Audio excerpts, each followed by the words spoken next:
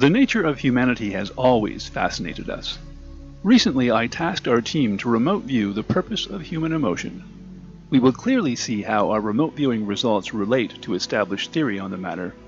But first, some background.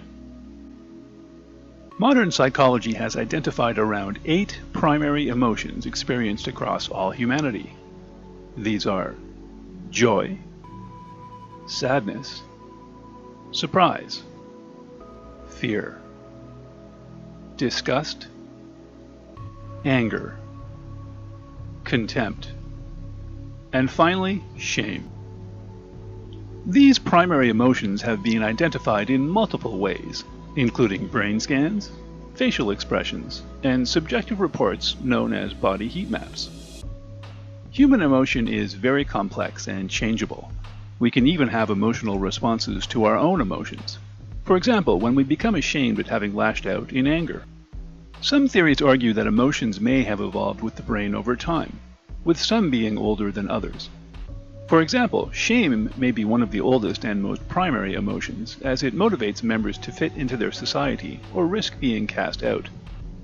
Because humans are relatively weak animals, our protection comes from being part of a group, and thousands of years ago, shunning meant certain death. In fact, shame may be so ancient that it exists in other society-oriented animals, such as apes and chimpanzees. But what is the purpose of humans having emotions in the first place? Specifically, modern theories on emotion suggest they may be for the following reasons. They may help us survive and avoid danger. This may be obvious in the form of fear, but emotions may affect us without our conscious mind being aware. For example, that creepy feeling we get around certain people. Emotions may motivate us to take action. Good emotions reward us and keep us doing the good, while negative emotions make us stop doing the bad. Emotions may help us make decisions. Emotions may help us read and connect with other people. In fact, psychologists have raised the alarm during the COVID-19 pandemic that babies may be missing learning vital facial cues from adults who are wearing masks for extended periods. Emotions may help us reconcile our self-identity. For example, if we feel we're a kind person, catching ourselves lashing out in anger may be a challenge to how we see ourselves. This is what mainstream psychology and neurology say about the purpose of human emotion. However, there is a final fringe New Age theory on the purpose of human emotion. Adherents to these views believe that emotions act as a feedback mechanism telling us how we are vibrating in relation to our reality. They believe that positive emotions, or high vibration, allow humans to positively influence their three-dimensional reality and manifest positive circumstances. The official definition of remote viewing is the acquisition and description by mental means of information blocked from ordinary perception by distance, shielding, or time. Remote viewing was developed in the 1970s and 80s at the Stanford Research Institute under the auspices of the CIA for the purposes of spying on the Soviet Union. Deployed by the U.S. military, the remote viewing program achieved substantial success and was declassified in 1995. This project was conducted by a team of 4 highly trained military-grade remote viewers over a 2-week period in October 2019. None of the viewers had any idea what target they were remote viewing at the time. This is known as being blind to the target. There are 3 phases of remote viewing: target setup, the remote viewing session, and session analysis. As project manager, I selected this target. However, I elected not to remote view this target myself. Had I remote viewed this target, I would have been referred to as having been front-loaded to the target. Ensuring that all remote viewers running this target were completely blind to it increased the value of session data. Remote viewing has a built-in process to dissolve the viewer's imagination during the session.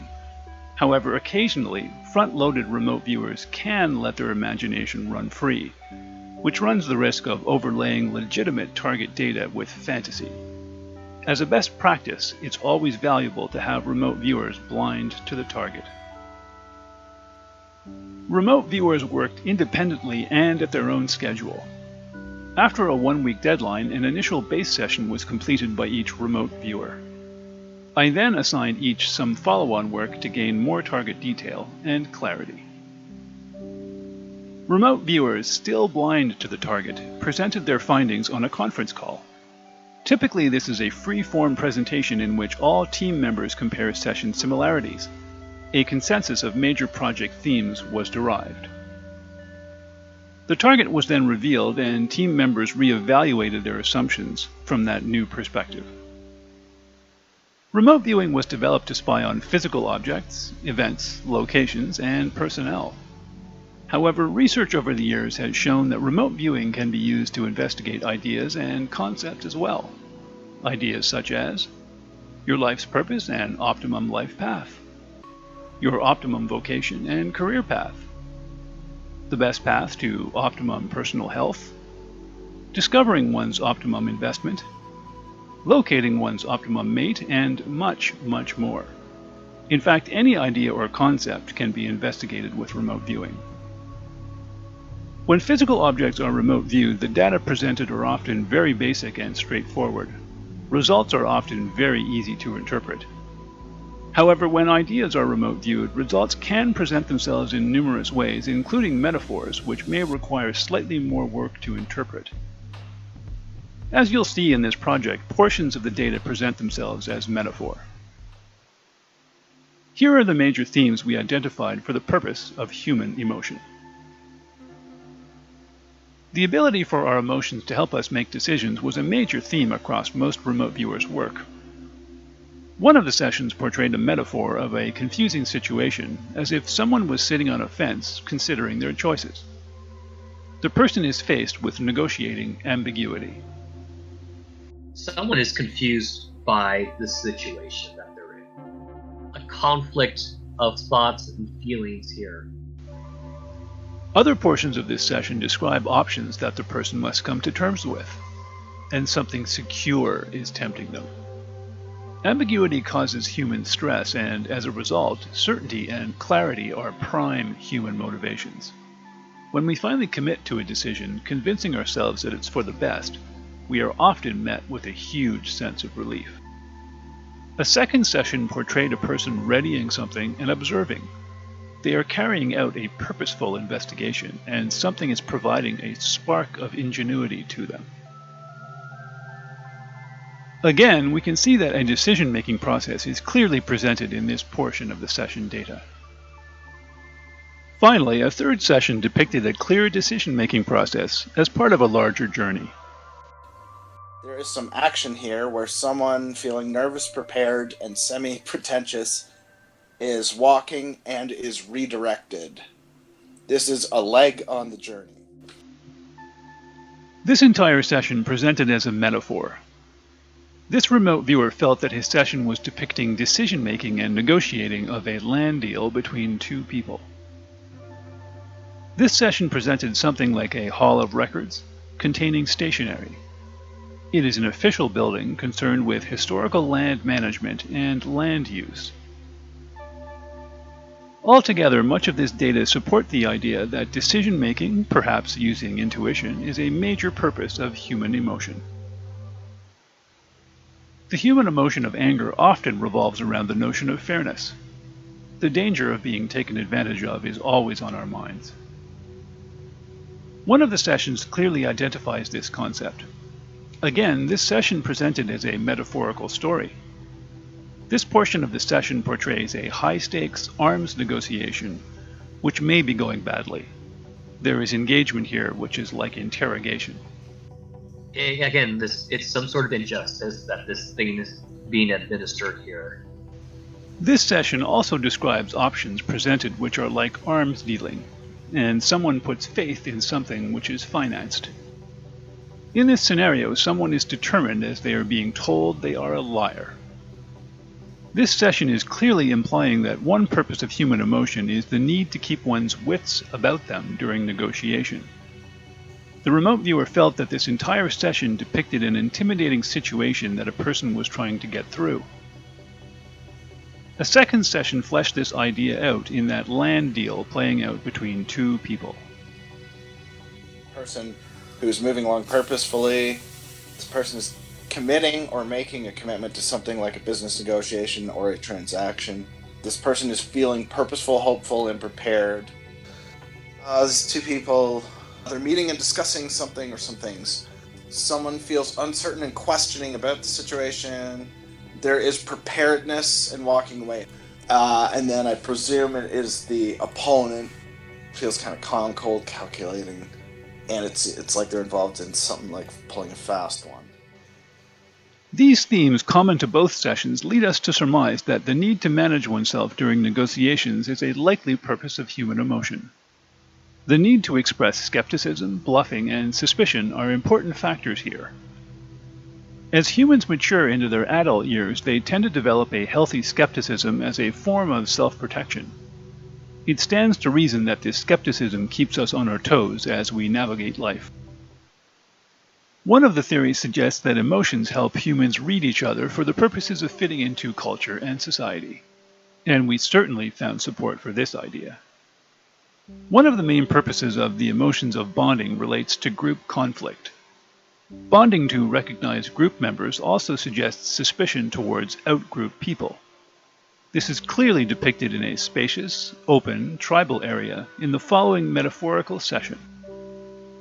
I got the idea of like some kind of like defensive perimeter or something like that, where there's something coming towards an area and it's something to protect it. There's some sort of water tributary that's noted, and it has the impression of something having to do with an applicable defeat of some sort, or convincing applicable defeat. This seems to be some sort of open, spacious, and roaming area. And finally, the previous session, describing a land deal between two people, depicted the setting as a large, outside, and open place that is natural, yet augmented. The entire session had a frontier feel to the remote viewer. The remote viewer reported another central location, like a downtown. It is old and public, and there is a stone wall surrounding it.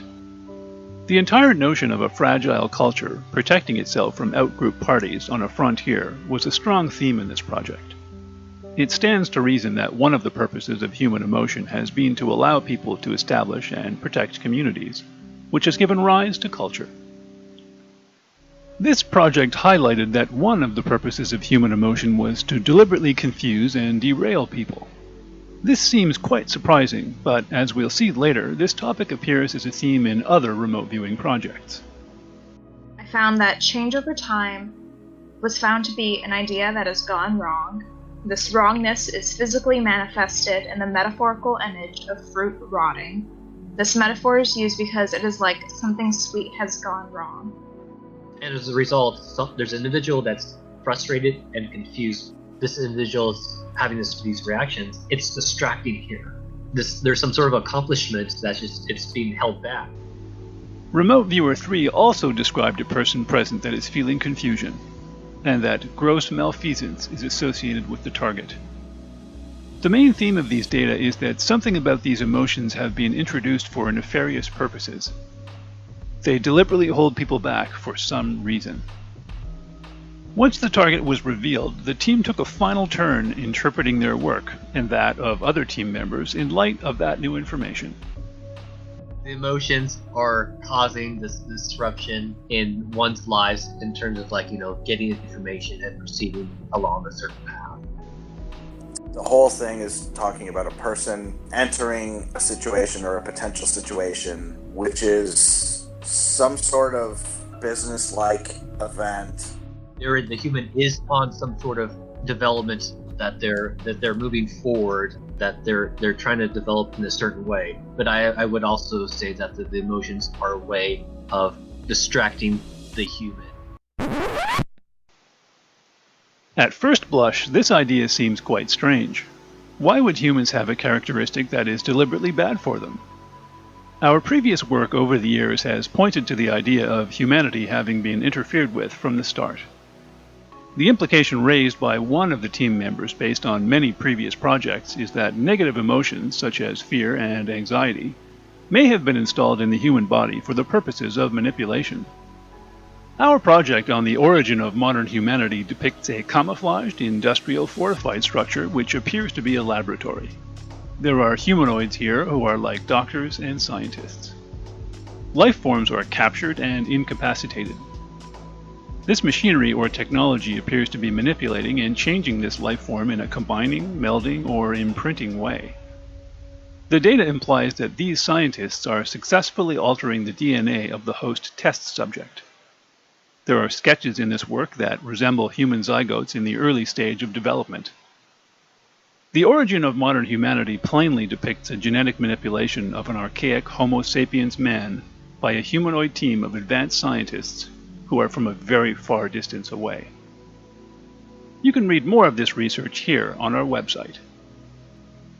Our project work found support for most of the mainstream theories posited by modern psychology, with the exception of reconciling self-identity. And this was valuable. Remote viewing can be a truth-seeking tool, and just as valuable as uncovering ancient conspiracies, it's useful to know that sometimes things are more or less what they claim to be. The notion of the explicit purpose of emotional hijacking, possibly for manipulation, was the big surprise here. In essence, we depicted people dealing with ambiguity while making decisions, negotiating, bluffing, and being skeptical of others in a bid to protect themselves and their communities from the wild frontier. They bond and negotiate well enough to emerge into culture, but perhaps are limited in their growth by the threat of anxiety, distraction, and confusion. And in a nutshell, we feel that sums up human history quite well. As project manager, I chose to have the team look at the purpose of human emotion. I chose the project to be high level rather than, for example, looking at the purpose of anger. When choosing the project at this level, I realized that there may be more than one purpose for human emotion, but I was willing to take the risk that our session data would not be too complex to analyze. This choice proved to be a solid entryway into this topic. In planning targets, remote viewers can make use of the 80-20 rule to figure out what are the vital few segments of work that will give us the biggest payoff of quality data. The 80-20 rule, also known as the Pareto principle, states that a small number of causes contributes far more to an overall result than most of the remaining causes. And in this case, choosing a high-level target confirmed some existing theories and identified the surprise of emotional hijacking, which was well worth the effort. Future research on this topic would probably be best performed by looking at the purpose of each primary emotion. This may separate out which emotions are associated with each purpose, including which ones have been installed deliberately to distract us.